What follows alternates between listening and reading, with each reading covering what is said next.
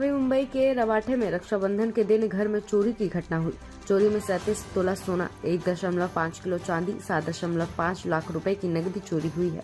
जांच में पता चला है कि आरोपी करण राजपुरोहित ने अपने ही चुलत भाई रणजीत सिंह राजपुरोहित के घर में चोरी की है।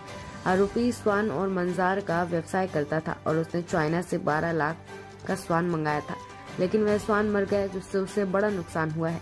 पुलिस ने आरोपी को गिरफ्तार कर लिया है और 5 दिन की पुलिस कस्टडी में भेज दिया है। पुलिस ने चोरी किए गए 34,84,000 रुपए के माल को बरामद कर लिया है और आगे की जांच कर रही है। वरिष्ठ पुलिस निरीक्षक दिलीप चौहान ने कहा है कि आरोपी के खिलाफ सख्त कार्रवाई की जाएगी। सर, काय सांगाल, घरफोडीचा गुन्हा झाला होता, त्यामध्ये आरोपी अटक 100% रिकव्हरी झाली। कधी हा गुन्हा घडला होता आणि कशा प्रकारे रिकव्हरी करून आरोपी लागले? 19 ऑगस्ट 2024 ला रक्षाबंधन आणि नारळी पौर्णिमा होती। तर त्या दिवशी फिर्यादी रणजित सिंग, कल्याण सिंग राजपुरोहित हे त्यांच्या कुटुंबासह मंदिरमध्ये दर्शन घेण्यासाठी गेलेले होते। मंदिरवरून ते परत आले त्यावेळी त्यांचा मेन गेट आणि बेडरूमचा टाळा हे तुटलेला दिसला। त्यांनी आत जाऊन तपासणी केली, त्याच्यामध्ये त्यांचे जवळपास 35 ते 37 तोळे सोने, 1.5 किलो चांदी आणि रक्कम जवळपास 15 लाख रुपये चोरीला गेल्याचे त्यांच्या निदर्शनास आले। त्यानंतर त्यांनी पोलीस ठाण्यात येऊन तक्रार दिली। त्या तक्रारीप्रमाणे आपण गुन्हा दाखल केला। रबाळे पोलीस स्टेशन, गुन्हा क्रमांक 432/24, कलम 303, पोट कलम 5, कलम 331, पोट कलम 3 व पोट कलम 4 प्रमाणे आपण गुन्हा दाखल केला। घटनास्थळी स्वतः पोलीस उपायुक्त परिमंडळ हे श्री डहाणे सर यांनी व्हिजिट केली। ACP Vashi division Gawade sir यांनी व्हिजिट केली। तत्कालीन त्यावेळी सिनियर पीआय धुमाळ सर होते, क्राईम साहेब थिटे साहेब आणि डिटेक्शन ऑफिसर त्यांनी घटनास्थळी जाऊन बारकाईने पाहणी केली। सध्या त्या ठिकाणी आपल्याला कुठलाही क्लू नव्हता। सीसीटीव्ही फुटेजमध्ये फक्त आपल्याला तिथून एक स्कूटीवर जात असलेला इसम दिसून आला। त्याचा रूट ज्यावेळी हे स्पेशल टीमने हे केलं, मॅपिंग केलं, त्याच्यामध्ये बाबा त्या विश्लेषण केलं, त्याच्यामध्ये तो जो आहे तो फिर्यादीचा सक्का चुलत भाऊ असल्याचं दिसून आलं। त्यावेळी त्याला 25 तारखेला रात्री घरातूनच ताब्यात घेतला।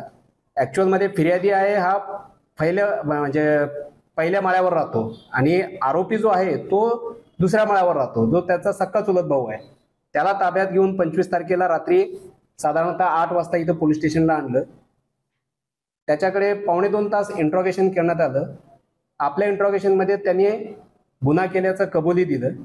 त्याच्याप्रमाणे त्या गुन्ह्यात अटक करून त्याच्याकडून जवळपास 100% रिकव्हरी म्हणजे 37 तोळे सोने, 1.5 किलो चांदी आणि जवळपास 7.5 लाख रुपये त्याच्याकडनं रिकव्हरी केलेली आहे।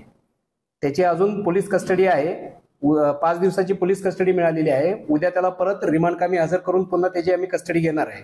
आणि याच्या चोरीचा मागचा उद्देश काय होता? दोघं भाऊच होते आणि त्याला कसं कळलं की घरामध्ये इतकी लोक कॅश आणि इतकं सोनं आहे?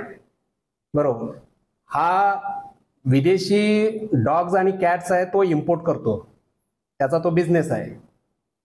आताच रिसेंटमध्ये त्यांनी चायनामधून एक डॉग इम्पोर्ट केला होता, 12 लाख रुपये समथिंग त्याची प्राइस होती, परंतु तो डॉग आहे ना तो मयत झाला, त्याच्यामुळे त्याला लॉस झाला।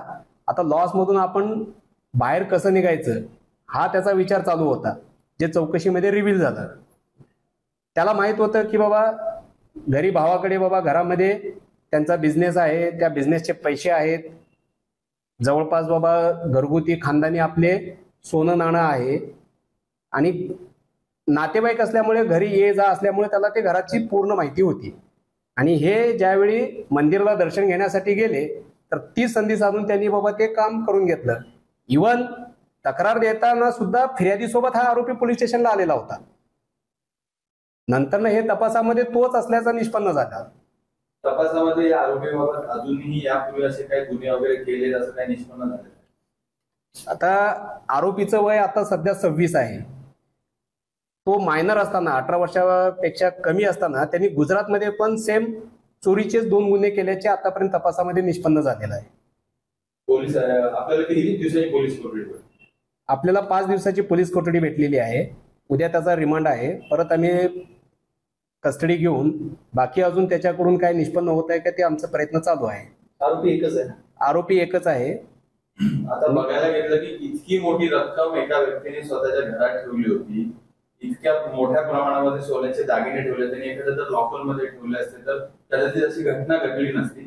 तर तुम्ही एक सामान्य नागरिकांना पोलीस या नात्याने इतकी मोठी घरात रक्कम न ठेवण्याकरता काय आव्हान?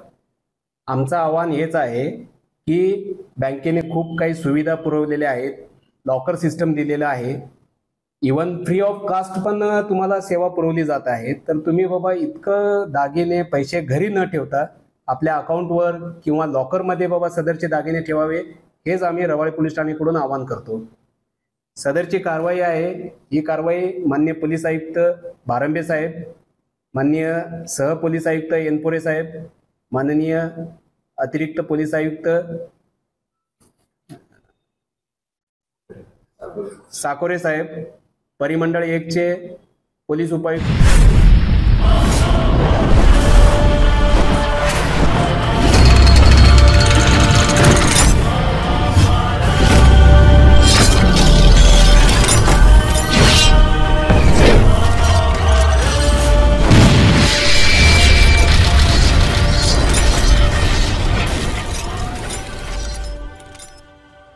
अगर आप ये वीडियो YouTube पर देख रहे हैं तो हमारे चैनल को सब्सक्राइब करें और बेल आइकन को दबाना ना भूलें। अगर आप Facebook पर ये वीडियो देख रहे हैं तो हमारे पेज को लाइक करें।